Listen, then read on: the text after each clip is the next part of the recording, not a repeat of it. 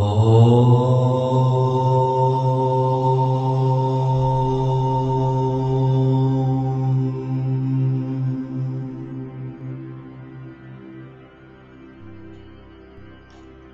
जानते ही हैं कि जब भी भगवान की मूर्ति को प्रसाद चढ़ाया जाता है तो प्रसाद चढ़ाने के बाद पर्दा किया जाता है ताकि वे प्रसाद ग्रहण कर लें। यदि मंदिर में पर्दे की व्यवस्था नहीं है तो प्रसाद की थाली पर ही कपड़ा ढक दिया जाता है। बिना पर्दे के भी तो प्रसाद चढ़ाया जा सकता है, उसमें दिक्कत क्या है? मगर नहीं, पर्दा करते ही हैं। आखिर वजह क्या है? कल्पना कीजिए कि आपने बिना पर्दे के प्रसाद चढ़ाया और मूर्ति से एक हाथ निकलकर प्रसाद उठाए तो आप पर क्या बीतेगी? या आपकी आंखों के सामने ही प्रसाद कम होता जाए तो क्या आप उस दृश्य को देख पाएंगे? हम जानते हैं कि भगवान की मूर्ति से हाथ निकलकर प्रसाद ग्रहण करने आने वाला नहीं है। आ सकता होता तो भी नहीं आएगा, क्योंकि भगवान रहस्य में ही रहना चाहता है। हालांकि पर्दा करने के बाद भी भगवान के प्रसाद ग्रहण करने के बाद प्रसाद का तौल वही रहता है, अर्थात वे सूक्ष्म रूप से प्रसाद ग्रहण करते हैं। उससे भी बड़ा सच यह है कि वे प्रसाद नहीं बल्कि हमारे भाव ग्रहण करते हैं। फिर भी प्रसाद चढ़ाने के दौरान पर्दा करने की परंपरा है। आप देखिए कि नागौर जिले के बवाल माता मंदिर में देवी माँ की प्रतिमा 2.5 प्याला शराब पीती है। वह रहस्यपूर्ण है और चमत्कारी है। मंदिर में मूर्ति से श्रद्धालु को इतना दूर रखा जाता है कि उसे यह तो पता लगे कि प्याला खत्म हो गया है, मगर खत्म होता दिखाई देता नहीं है। जब पुजारी मूर्ति के होठों पर प्याला लगाता है तो वह उसे देखता नहीं है, बल्कि अपना चेहरा विपरीत दिशा में कर लेता है। क्यों? एक तो वह मर्यादा का पालन कर रहा होता है, दूसरा उसमें भी सामर्थ्य नहीं है कि वह प्याले को खत्म होता देख सके। आपने लोक देवताओं के पर्चों की चर्चा भी सुनी होगी। वे चमत्कार करते हैं, मगर प्रत्यक्ष नहीं बल्कि अप्रत्यक्ष रूप से। एक बात और, जब भी किसी की मृत्यु होती है तो उसका सजीव शरीर निर्जीव हो जाता है, हलचल समाप्त हो जाती है। मान्यता है कि उसमें से आत्मा निकल गई है। कल्पना कीजिए कि आत्मा निकलते वक्त दिखाई दे जाए तो हमारा क्या हाल होगा।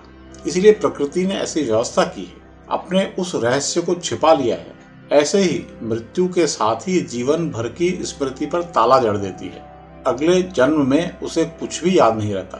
कल्पना कीजिए कि हर किसी को पिछले जन्म की याद रह जाए तो पूरे संसार में आपाधापी मच जाएगी।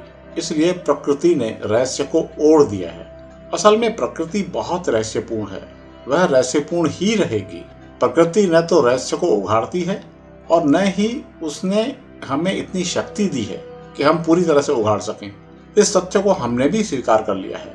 बेशक इंसान ने इसके राज के बहुत पर्दे उठाए हैं, मगर आज भी उसके अधिकतर रहस्य बापर्दा हैं, उन्हें उठाया नहीं जा सकेगा।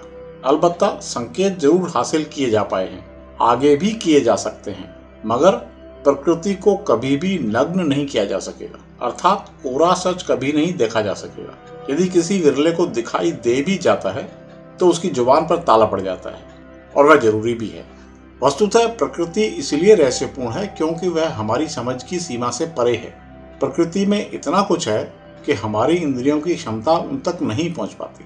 जैसे ब्रह्मांड में अनेक ध्वनियां विचरण कर रही हैं, मगर हमारे कान उन सबको सुनने की क्षमता नहीं रखते। हमें सीमित फ्रीक्वेंसी की आवाज़ें ही सुनाई देती हैं। हाँ, हमने ऐसे ट्रांसमीटर जरूर बना लिए हैं जो उन ध्वनियों को पकड़ लेते हैं, मगर हमारे कान सीधे उनको नहीं पकड़ सकते। प्रकृति में और भी अनेक चीज़ें ऐसी हैं जो हमारी बुद्धि से परे हैं, इसलिए वे हमारे लिए रहस्यपूर्ण ही रहेंगी। सच बात तो यह है कि प्रकृति में चारों ओर चमत्कार बिखरे पड़े हैं। कई चमत्कारों की जड़ तक हम पहुंचे भी हैं, जैसे गुरुत्वाकर्षण शक्ति। जब तक न्यूटन ने इस शक्ति का पता नहीं लगाया था, तब तक कोई वस्तु ऊपर फेंकने पर वापस नीचे आ जाना हमारे लिए किसी चमत्कार से कम नहीं था। इसी प्रकार जब तक विज्ञान को यह पता नहीं था कि बारिश होती कैसे है, तब तक वह चमत्कार ही था कि आसमान से पानी कैसे बरस रहा है। विज्ञान बहुत अंदर तक गया है, लेकिन आज भी बहुत कुछ अछूता है। चिकित्सा विज्ञान ने शरीर को बहुत गहरे में जाना है, बीमारियों के इलाज तलाशे हैं, अंग प्रत्यारोपण तक करने में कामयाब हो गया है, मगर आज तक आत्मा नामक तत्व का पता नहीं लगाया जा सका है। शरीर मृत हो जाने पर ऐसी कौन सी चीज है जो निकल जाती है और कहाँ चली जाती है, इसका पता विज्ञान नहीं लगा पा रहा है। अलबत्ता अध्यात्म ने इस पर काम किया है।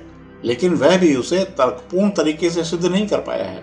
आत्मा भ्रूण में कब प्रवेश करती है, शरीर को छोड़ने पर उसकी आगे की यात्रा क्या होती है, उसे कर्म के अनुसार कैसे और कहाँ दंड दिया जाता है, वह सब कुछ शास्त्र बताता है, मगर वह विज्ञान की तरह उसे 2 और 2 4 की तरह साबित नहीं कर सकता, क्योंकि वह अनुभूति की वस्तु है और सारी अनुभूतियां अभिव्यक्त नहीं की जा सकती, क्योंकि प्रकृति की व्यवस्था रहस्यपूर्ण है।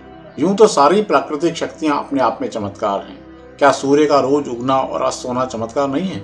वो तो हम आदी हो गए हैं, इस कारण हमें कुछ अनोखा नहीं दिखाई देता। क्या हमारा शरीर किसी चमत्कार से कम है? चमड़ी के एक हिस्से को दिखाई देता है, एक को सुनाई देता है, एक स्वाद का पता लगाता है, तो एक गंध को महसूस करता है, मगर हमें सब कुछ सामान्य सा लगता है। वजह सिर्फ इतनी है कि हम अब उसके अभ्यस्त हो चुके हैं। कुल मिलाकर प्रकृति बहुत रहस्यपूर्ण है, कभी पूरी तरह से अनावृत नहीं की जा सकेगी, कम से कम सार्वजनिक रूप से तो नहीं।